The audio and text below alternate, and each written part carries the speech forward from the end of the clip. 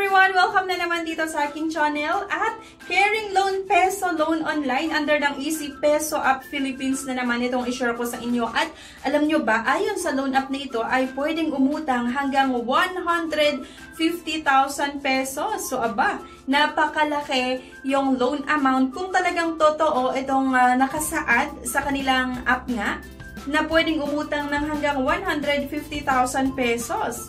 Diba? Marami sanang matuwa kung talagang ganito magpautang, pero ganito ba talaga? Malaki ba talaga yung pwede nating utangin?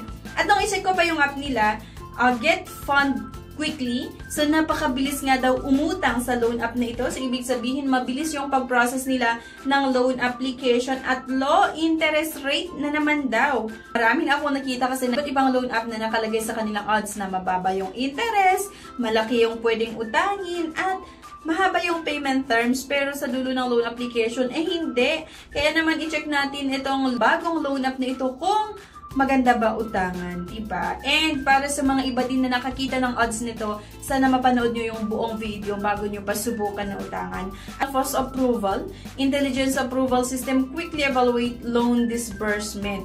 Online service provide 24 hours online customer service support. So, syempre, out of curiosity na naman, dinownload ko ulit yung loan app na ito. Pero bago ang lahat, may pa-good news nga po ako sa inyo kasi nagbabalik ang ating pa-cash or pa-GCash and cellphone giveaways. At ang announcement ng winners sa ating pa-cash giveaways ay every Saturday and Sunday. At sa ating pa-cellphone giveaways ay may announce po yan every 30th of the month. So, para sa mechanics, panoorin niyo ito. Mechanics.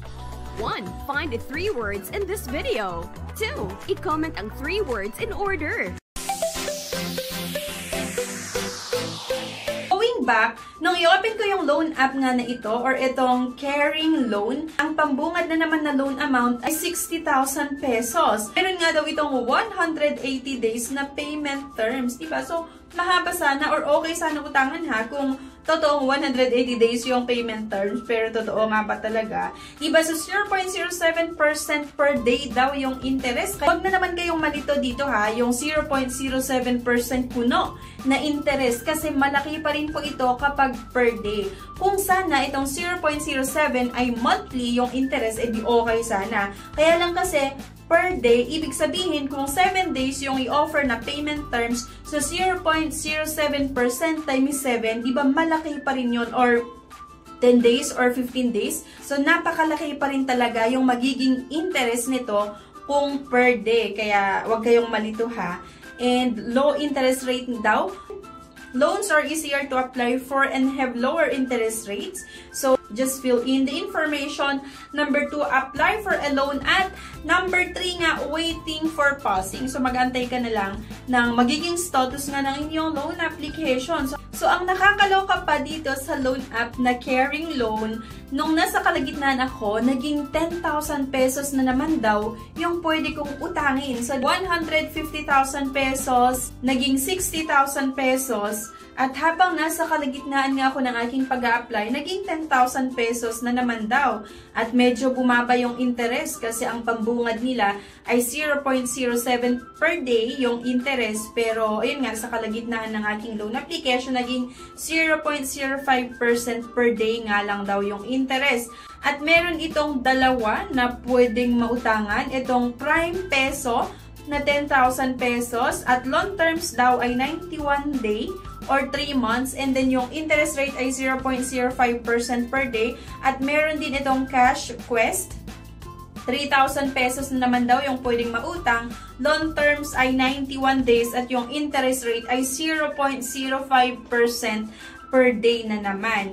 So, ang sinubukan ko ay itong Prime Peso kasi mas malaki yung amount na 10,000 pesos. So, pagka-click ko ng Apply Now, mas lalo ako nainis, diba, sa loan app na ito kasi naging 2,000 pesos lang yung pwede kong utangin. So, paliit ng paliit yung loan amount. So, diba yung nakasaad sa app nila ay 150,000 pesos yung pwedeng mautang. At nung i-open ko nga yung app nila, naging 68,000 pesos.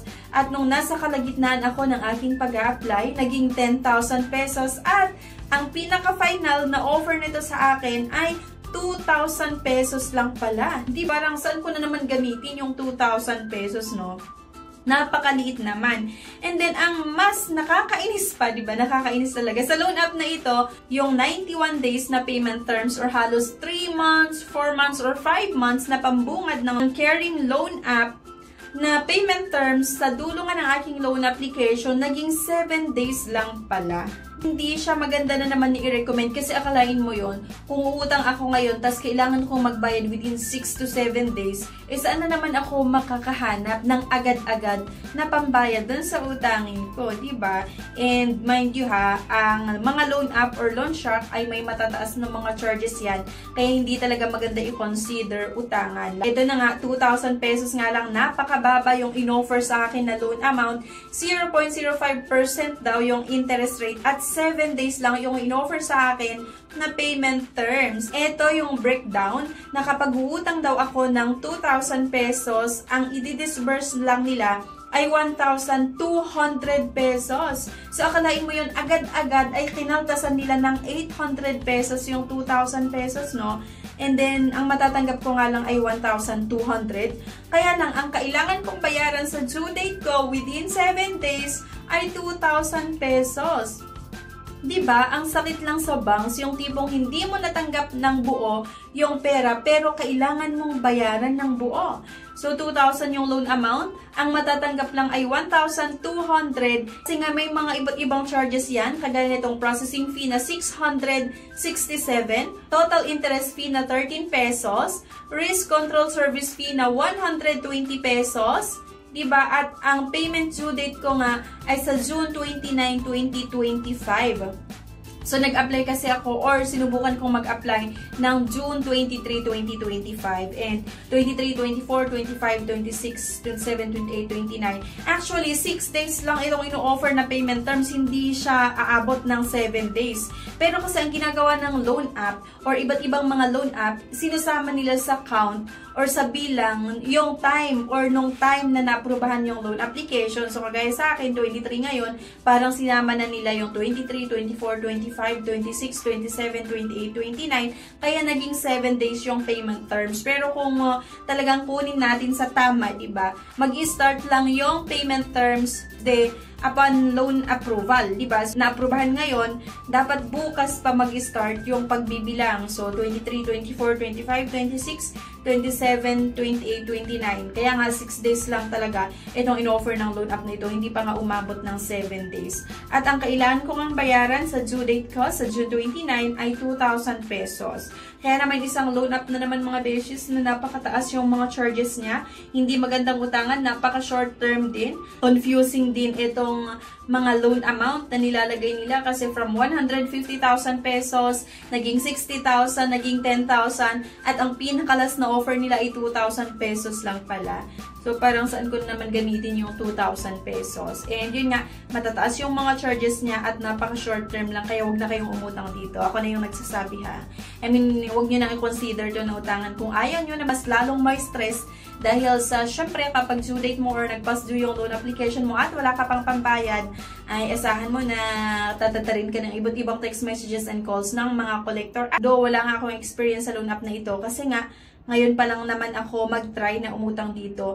Pero kasi based nga sa mga nababasa natin as naging experience ko na rin sa ibang loan app na kapag napaka-short term lang at mataas yung mga charges ay hindi maganda rin na maningil yung mga collector nila. Okay? So yun lang mga beshes. Sana makatulong yung video na ito sa inyo para makapag-decide nga kung i-download nyo pa ba itong loan app na ito, itong Caring Loan. Ang pangalan ng loan app nga ay Caring Loan pero wala talagang care yung loan app na ito, diba? So yan lang. Anyway, thank you for watching. Please don't forget to click the subscribe button. Sana i-like nyo din pa yung video at huwag nyo kalimutan na i-share. Thank you at see you sa aking next vlog. Bye!